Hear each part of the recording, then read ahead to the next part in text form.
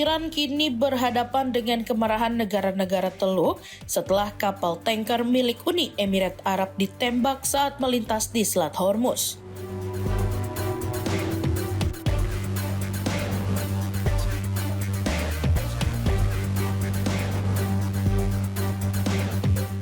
Arab Saudi langsung memperingatkan Teheran agar menghentikan serangan yang dinilai mulai mengancam jalur energi dan keselamatan pelayaran kawasan.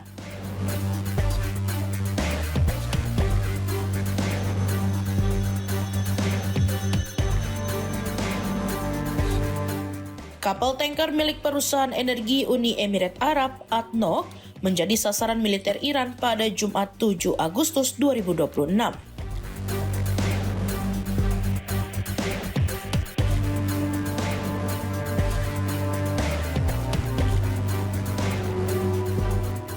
Abu Dhabi menilai serangan tersebut bukan sekedar ancaman terhadap satu kapal, tetapi juga pelanggaran terhadap kebebasan navigasi yang dijamin hukum internasional.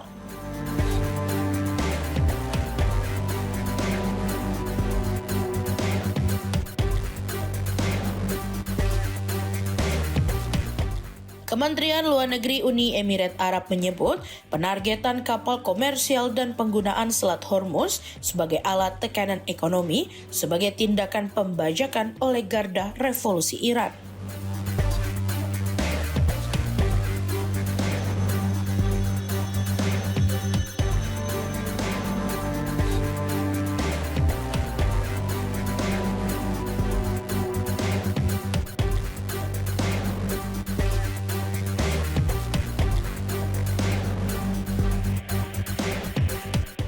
Abu Dhabi juga menilai aksi tersebut dapat mengganggu stabilitas kawasan hingga keamanan energi global.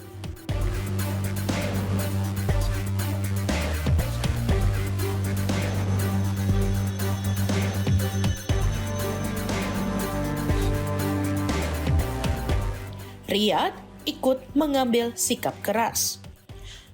Arab Saudi menyatakan serangan Iran telah membahayakan keamanan pelayaran dan pasokan energi, serta menilai Teheran harus bertanggung jawab atas konsekuensi dari tindakannya.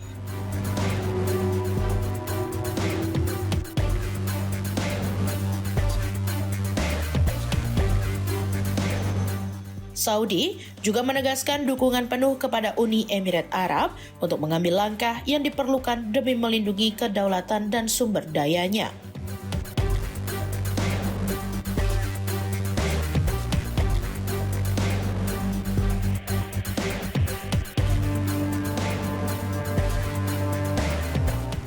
Serangan terhadap tanker Uni Emirat Arab ini terjadi di jalur yang menjadi salah satu pintu utama perdagangan energi dunia.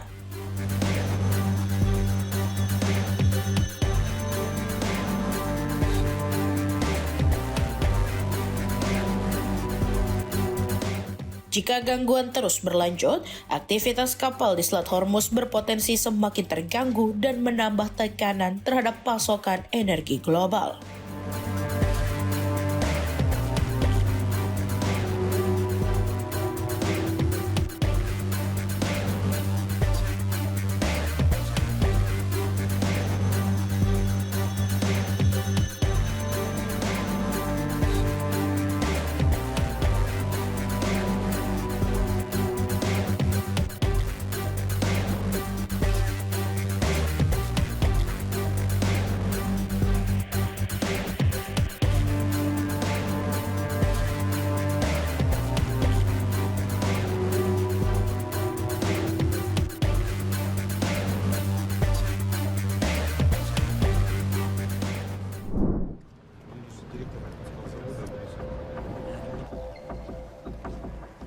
Polandia dan negara-negara Baltik disebut beresiko menjadi sasaran jika Rusia benar-benar memperluas perang ke wilayah NATO. Penilaian terbaru intelijen Amerika Serikat memperkirakan Moskow dapat menguji pertahanan aliansi dalam beberapa tahun ke depan, bahkan sebelum melakukan serangan militer besar. CNN melaporkan, skenario yang dipertimbangkan intelijen Amerika Serikat tidak hanya berupa serangan terbuka. Rusia dinilai dapat memulai dengan operasi cyber atau serangan terbatas untuk melihat seberapa kuat respon dan persatuan negara-negara NATO. Ancaman tersebut diperkirakan semakin besar jika Presiden Vladimir Putin gagal menemukan jalan keluar dari perang Ukraina.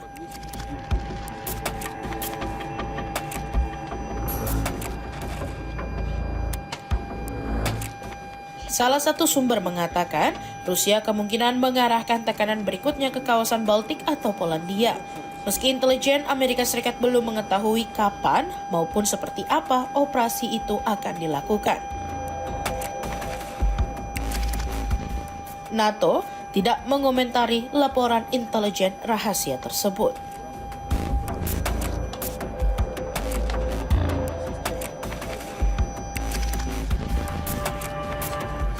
Namun, juru bicara militer NATO, Martin O'Donnell, menegaskan aliansi tetap bersiap menghadapi berbagai skenario dan siap mempertahankan wilayah anggotanya. Kekhawatiran terhadap eskalasi ini bukan tanpa alasan. Sejumlah insiden sebelumnya telah membawa aktivitas militer Rusia mendekati wilayah NATO.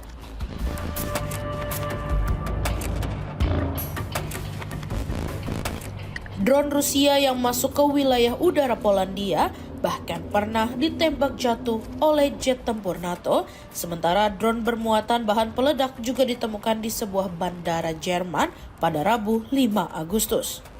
Rangkaian kejadian itu memperlihatkan bahwa perang Rusia-Ukraina berpotensi menciptakan risiko yang lebih besar bagi negara-negara NATO, terutama jika Moskow mulai menguji batas respon aliansi secara langsung.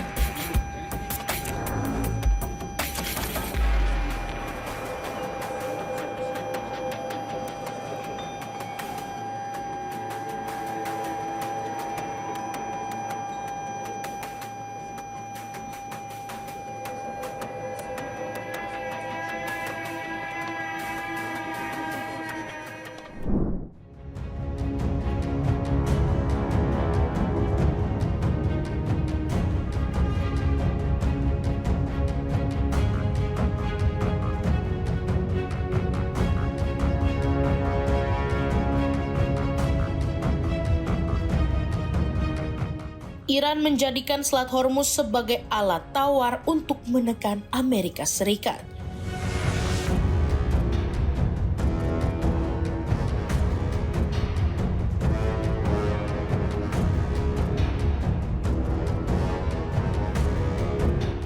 Teheran menegaskan jalur pelayaran strategis itu tidak akan dibuka sebelum Washington memenuhi sejumlah tuntutan, termasuk menarik pasukan dan mengakhiri perang.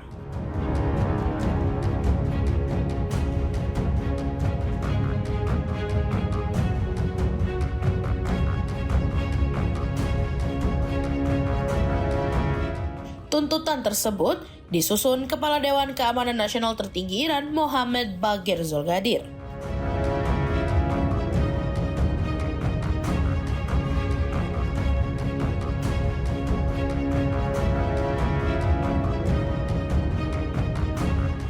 Selain penarikan pasukan dan penghentian perang secara permanen, Iran meminta Amerika Serikat mengakhiri blokade laut, memberikan kompensasi atas kerugian akibat konflik, serta mencairkan aset Iran yang dibekukan.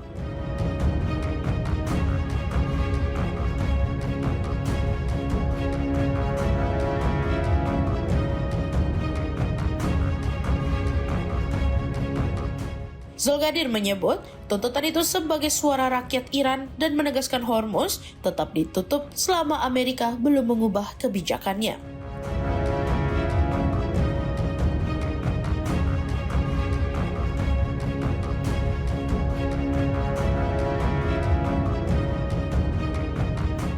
Namun, di jalur diplomasi, Iran mulai membuka ruang negosiasi.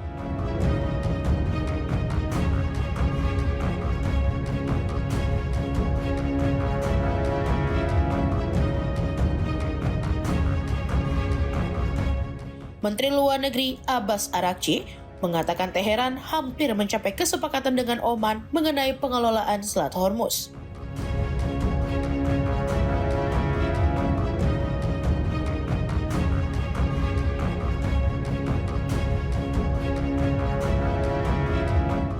Araghchi menegaskan kesepakatan dengan Oman belum otomatis membuat Hormuz dibuka.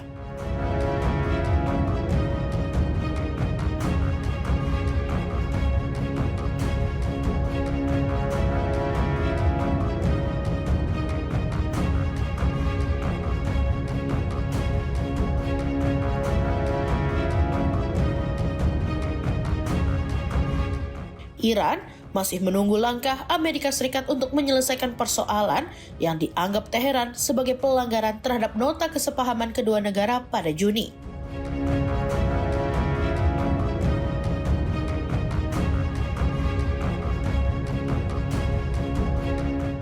Oman menyebut pembicaraan berlangsung positif dan konstruktif.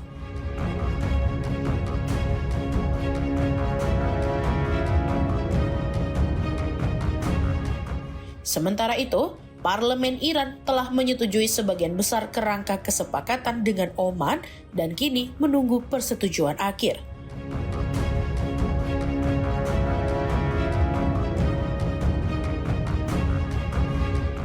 Artinya, nasib Selat Hormuz kini bergantung pada dua jalur sekaligus.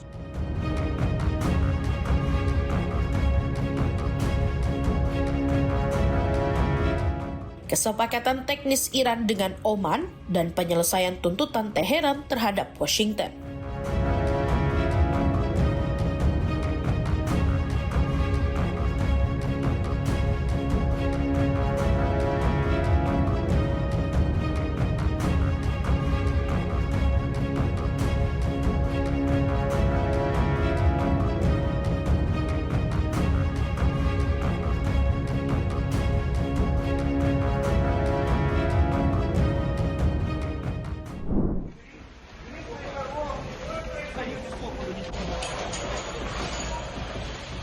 Serangan udara Rusia dan Ukraina kembali berlangsung hampir bersamaan sepanjang malam. Sedikitnya 3 orang tewas dan 10 lainnya terluka setelah drone dan puing-puing serangan menghantam sejumlah wilayah di kedua negara, Sabtu 8 Agustus 2026. Serangan Rusia menyebabkan korban jiwa di distrik Brovary, wilayah Kiev. 3 orang tewas dan 3 lainnya terluka setelah puing-puing serangan jatuh di 3 lokasi, merusak rumah, kendaraan, serta bangunan non-hunian yang kemudian terbakar. Kementerian Pertahanan Rusia menyebut serangan ke Kiev menyasar fasilitas industri militer dan depot bahan bakar. Moskow juga mengklaim 2 kapal kargo yang disebut membawa senjata untuk Ukraina dihantam drone saat berada di perairan sekitar Odessa.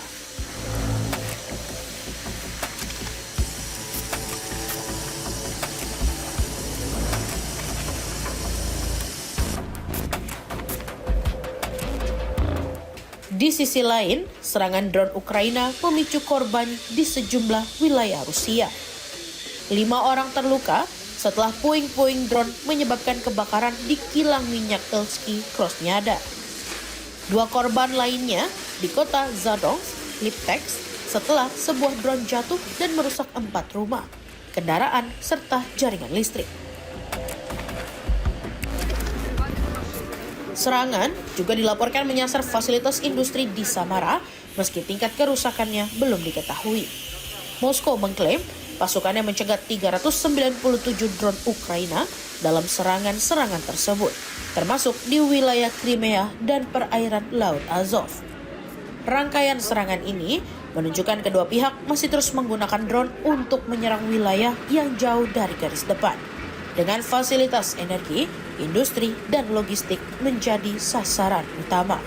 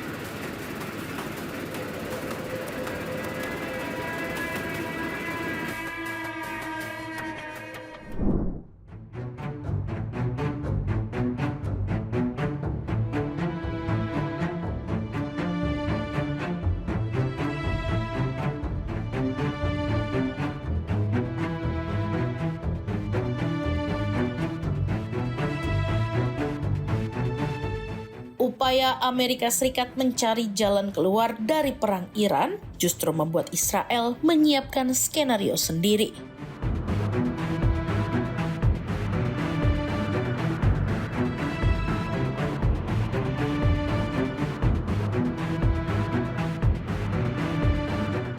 Militer Israel dilaporkan tetap mematangkan rencana serangan ke Iran jika Washington memilih menghentikan operasi dan menempuh kesepakatan dengan Teheran.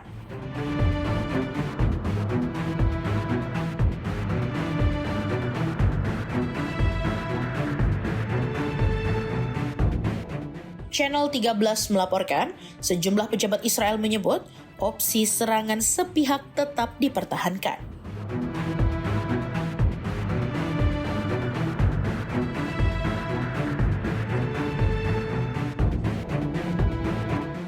Persiapan militer terus dilakukan, meski Amerika Serikat kini berupaya mencari jalan diplomatik untuk mengakhiri konflik.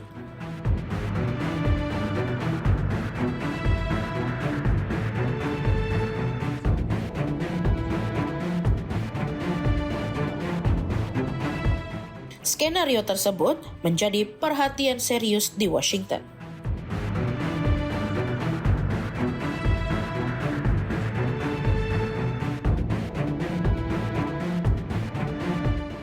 CNN sebelumnya melaporkan Kepala Staf Gabungan Amerika Serikat Jenderal Dan Kane telah menyampaikan kekhawatiran mengenai kemungkinan Israel bertindak sendiri kepada sejumlah pejabat senior pemerintahan Donald Trump.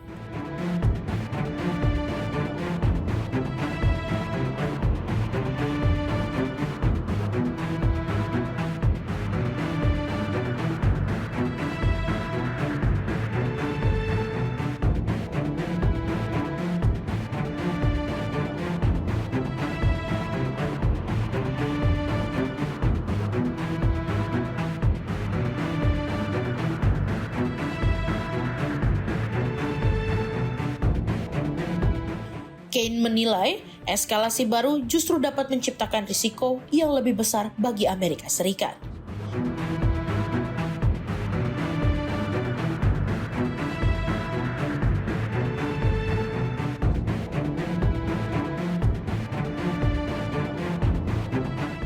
Di sisi lain, Washington juga menghadapi persoalan dalam mencapai tujuan perang hanya melalui serangan udara. Sementara, pengarahan pasukan darat ke Iran dinilai memiliki risiko yang jauh lebih besar.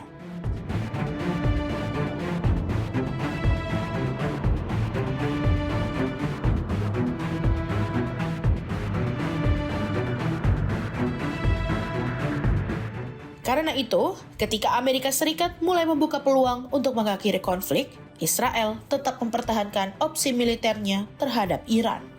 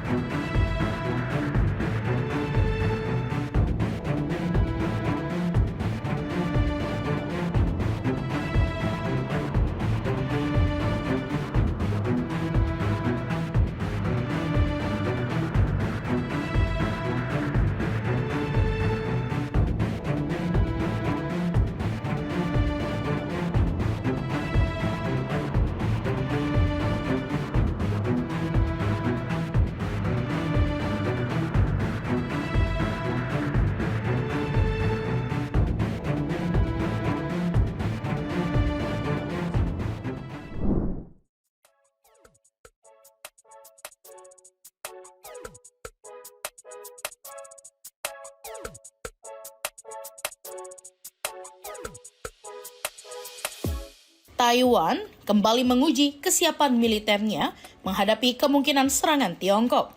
Presiden Lai Ching-te ikut meninjau latihan Han Kuang di Kaohsiung, mulai dari simulasi serangan pesisir hingga pengerahan drone serang di sekitar pantai. Dalam kunjungannya pada Sabtu 8 Agustus 2026, Lai menaiki kapal rudal cepat milik Angkatan Laut Taiwan dan melihat langsung jalannya latihan.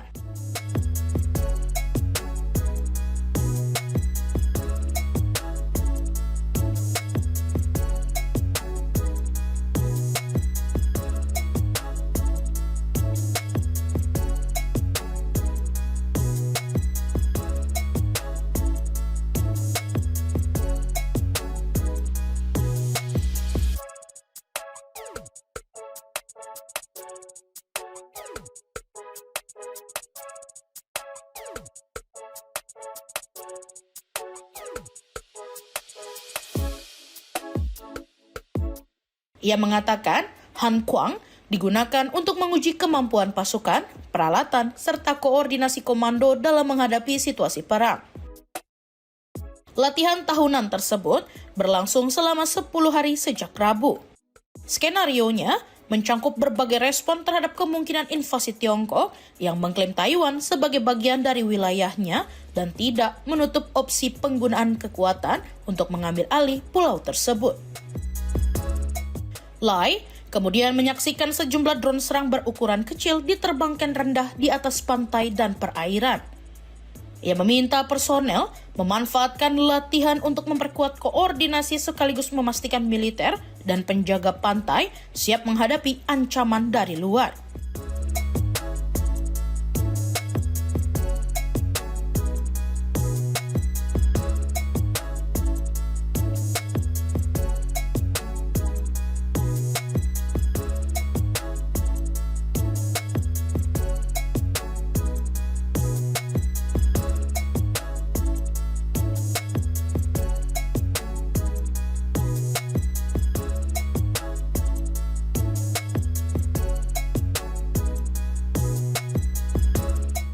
Penjaga pantai Taiwan juga mengerahkan kapal katamaran kelas Anping dalam latihan.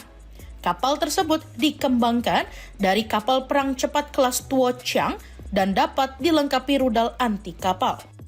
Sehari sebelumnya, Lai juga meninjau pemasangan peluncur rudal pada salah satu kapal Anping.